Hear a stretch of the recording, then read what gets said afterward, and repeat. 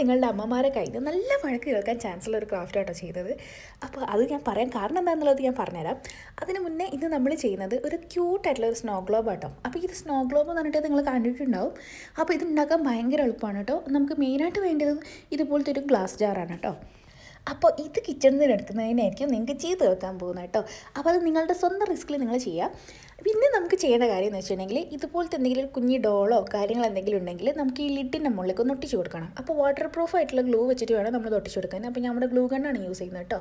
അപ്പോൾ glue gun use ചെയ്തിട്ടുണ്ടെങ്കിൽ നന്നായിട്ട് ഒട്ടി നിൽക്കും. അപ്പോൾ ഞാൻ എൻ്റെ കയ്യിൽ ഒരു 10-12 വർഷം മുന്നേ ഉള്ള ഒരു ഡോളായിരുന്നു കേട്ടോ. അത് എൻ്റെ ഒരു കീ ചെയിൻ്റെ മുകളിലുണ്ടായിരുന്നത്. അത് ഞാൻ എടുത്ത് വെച്ചിട്ട് ഇന്നതാ ഞാനതൊരു സ്നോ ഗ്ലോബ് ആക്കാൻ പോവാണ്.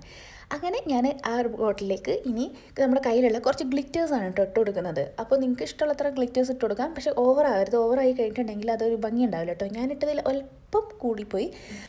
അതുകൊണ്ട് നിങ്ങൾ കുറച്ചിട്ട് കൊടുത്താൽ മതി കേട്ടോ. എന്നിട്ട് ഞാൻ അതിലേക്ക് പകുതി ഭാഗം വെള്ളം നിറച്ചിട്ടുണ്ട്. ബാക്കിയുള്ള ഭാഗത്തേക്ക് നമ്മൾ ഒഴിക്കാൻ പോകുന്നത് ഗ്ലിസറിനാണ് കേട്ടോ. അപ്പോൾ ഈ ഗ്ലിസറിൻ എന്നുള്ള ഐറ്റം നമുക്ക് മെഡിക്കൽ ഷോപ്പിലൊക്കെ ഈസിലി ആയിട്ട് അവൈലബിൾ ആണ്. വലിയ റേറ്റും കാര്യങ്ങളൊന്നുമില്ല.